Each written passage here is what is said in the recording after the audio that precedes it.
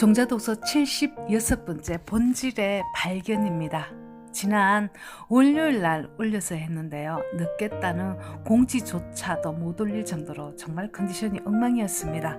덕분에 며칠 아무것도 안 하고 뒹굴뒹굴 보냈습니다. 넘어진 김에 쉬어간다고 오늘 새벽에는 정상적으로 5시 30분에 일어났습니다. 종자독서 100권은 올 8월 정도면 끝이 날 것 같은데요. 완주하기란 결코 쉽지가 않네요. 이 책의 저자는 최종순이고요. 이 사람은 크리에이티브 디렉터, 즉 기업이 자기다운 브랜드를 경영할 수 있도록 고객 경험 설계와 접점을 디자인하고 있는 사람입니다. 굳이 장르별로 나눈다면 마케팅 책인데요. 마케팅이 어떻게 우리의 삶 속으로 들어와 있는지 책을 한번 따라가 보겠습니다. 제목에서 보았듯이 본질이라는 단어가 자주 나옵니다. 저는 이 책에서 본질을 상품에만 대비하기보다는 나 자신의 본질에 대해서 생각해보는 계기가 됐습니다. 한평생을 통해서 자기 자신의 본질과 정면으로 마주하지 않고 생을 마감하는 사람이 더 많다고 합니다. 자랑스러운 점도 찌질한 점도 모두 다 데리고 잘 살아가고 싶습니다. 사람들의 소비 패턴이 바뀌었다고 합니다. 물건을 사는 게 아니라 의미를 산다고. 그래서 본질을 잘 파악해야 된다는 게 마케팅 쪽의 이론입니다. 가난하던 시절에는 물건을 소유하는 재미가 컸지만 물건이 넘쳐나는 지금은 자신에게 의미가 있어야 지갑을 열고 구매를 하게 된다는 거죠. 물건을 파는 자영업이 어려워지는 이유입니다. 물건을 팔 게 아니라 경험을 팔아야 하는 시대입니다.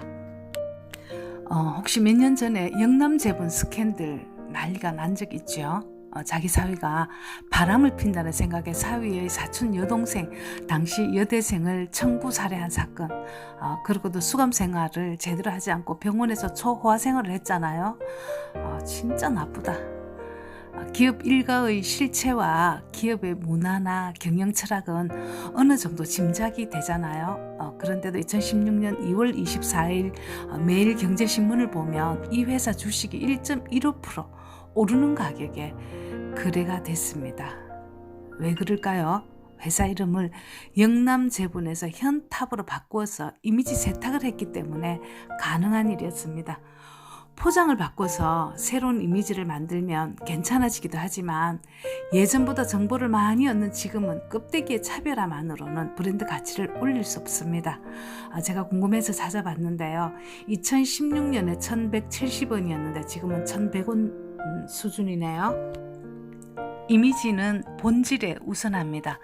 본질에 충실하면 이미지는 열일을 한다는 뜻이죠. 아무리 포장을 해도 본질이 나쁘면 소비자들의 감정은 움직이지 않잖아요. 광고 속에서는 건강하고 행복한 브랜드 이미지를 알리던 업체가 유통 과정에서 영세 상인들에게 갑질을 해왔다는 진실. 남양유업이 몇 년 전에 그랬죠. 이제는 인터넷을 사용하는 소비자들이 정보 접근이 쉬워져서 그만큼 소비자들의 권력이 세졌다는 겁니다. 예전에는 일방적으로 제조업이 만들어서 미디어가 소비자들을 설득시킬 수 있었지만 이제는 아닙니다. 인류 최초로 수요보다 공급이 많아진 지금 소비자들의 선택의 폭이 그만큼 넓어졌다는 뜻입니다. 저자는 소비자들이 똑똑해진 것도 있지만 소비자들에게 진실의 관점을 보여주는 디바이스들, 즉 인터넷, 앱 등의 발달이 영향을 많이 끼친다고 말했습니다. 인터넷의 발달이 제조업이 가진 권력이 소비자에게 넘어오게 한 것이지요. 애플이라는 회사를 예로 한번 들어보겠습니다. 참고로 애플의 1년 매출액은 인도네시아의 총 GDP와 맞먹고 애플의 시가총액은 우리나라 주식시장의 총액보다 높다고 합니다. 사람들은 애플을 컴퓨터 회사, 스마트폰 회사라고 생각을 한다. 하지만 이러한 정의로는 애플이라는 회사의 업을 본질적으로 설명하지 못한다. 나는 개인적으로 애플 비즈니스의 본질은 스티브 워즈니악에게서 찾는다. 스티브 잡스와 공동 창업한 워즈니악이 추구했던 가치는 개인이었다. 독립적인 자유를 가진 개인, 누구에게도 감시와 억압을 받지 않는 자유인으로서의 개인. 애플이 가장 먼저 퍼스널 컴퓨터를 화두로 제시한 것도 같은 맥락이다. 애플의 모든 제품과 서비스는 개인화에 맞춰져 있다. 이걸 쉽게 한번 설명해 보겠습니다. 애플의 창업은 1976년, 이때는 컴퓨터가 개인이 아니라 회사들만 가지고 있는 물건이었습니다. 그래서 애플은 집집마다 책상 위에 컴퓨터 한 대가 놓이는 시대가 온다고 상상했습니다. 그때를 대비해서 컴퓨터를 만들자. 이게 퍼스널 컴퓨터, 개인이 갖는 컴퓨터 시대를 연 겁니다. 그리고 책상 위에 있던 컴퓨터를 개인의 손에 들어오게 된 게 스마트폰입니다. 그래서 애플의 본질은 스마트 디바이스가 아니라 개인의 자유라는 거죠. 본질에 대한 두 번째에 에스키모인들에게 냉장고를 팔 수 있다고 생각하세요? 에스키모인들에게 냉장고를 판 일본 사람들의 스토리가 유명합니다. 음식을 밖에 두면 냉동고가 되고 집안에 두면 냉장고가 되는 게 에스키모인들인데, 이들에게 냉장고는 당연히 불필요한 물건이었다. 냉장고에 대한 1차 욕구 자체가 없었다. 미국과 유럽의 마케터가 판매에 실패한 바로 그 지점에서 일본 마케터들은 1차 욕구를 만들어냈다. 오랫동안 이누이트족을 연구해 보니까 에스키모인들이 이누이트족입니다. 남성의 평균 수명이 전 세계 남성들보다 10년이나 더 짧다는 것을 알아냈고요. 그 원인이 부패한 음식을 많이 먹기 때문이라고 분석했다. 자연 상태로 보관한 생선에는 육안으로 관찰되지 않는 부패가 점진적으로 진행되고 있었다는 것이다. 일본 마케터들은 부패한 음식을 많이 먹게 된 원인이 냉장고를 사용하지 않았기 때문이라고 주장했고, 이누이트족들은 10년을 더 살기 위해서 냉장고를 사고 싶어 했다. 이렇게 본질은 단순할수록 힘이 세다고 합니다.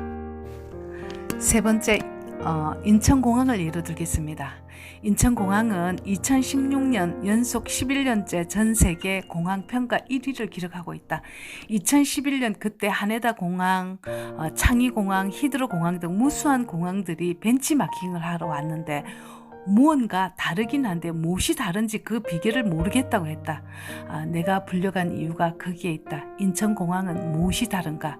그것을 정의해 달라는 것이 나와 내 팀에 떨어진 과제였다. 인천공항의 성공 DNA는 무엇인가?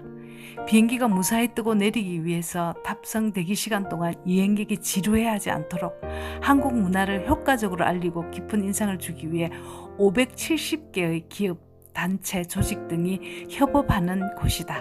인천공항 운영 시스템은 마치 하나의 오케스트라와 같았다. 인천국제공항공사는 오케스트라의 총지휘자였다. 그렇다면 지휘자가 어떻게 지휘했길래 단원들이 최상의 오케스트라를 연주할 수 있었는가? 인천공항은 어떤 사람들이 고객인가? 전 세계 여행객이다. 인천공항은 무엇을 하는 곳인가? 즐겁고 행복한 여행의 지원 파트너다.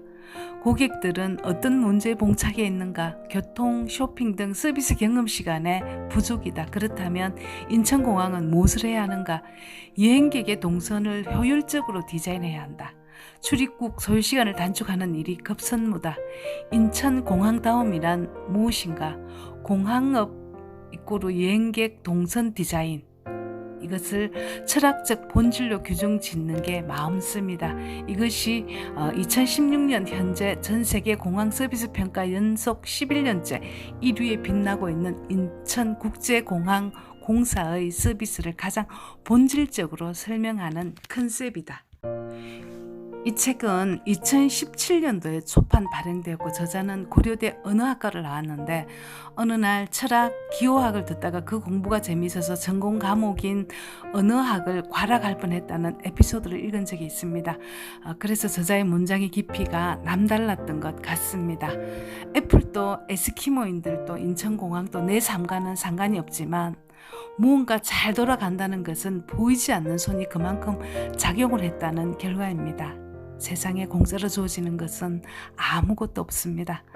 엘리베이터나 아파트 복도가 잘 정돈이 되어 있다는 것은 누군가 청소를 해두었기 때문이고 더 작게는 오늘 아침을 잘 먹은 것은 밥하는 이의 노동이 작용했기 때문이고, 어느 모임이 쌩쌩하게 잘 돌아간다는 것은 누군가 나 대신 에너지를 써주었기 때문에 가능한 일이었습니다.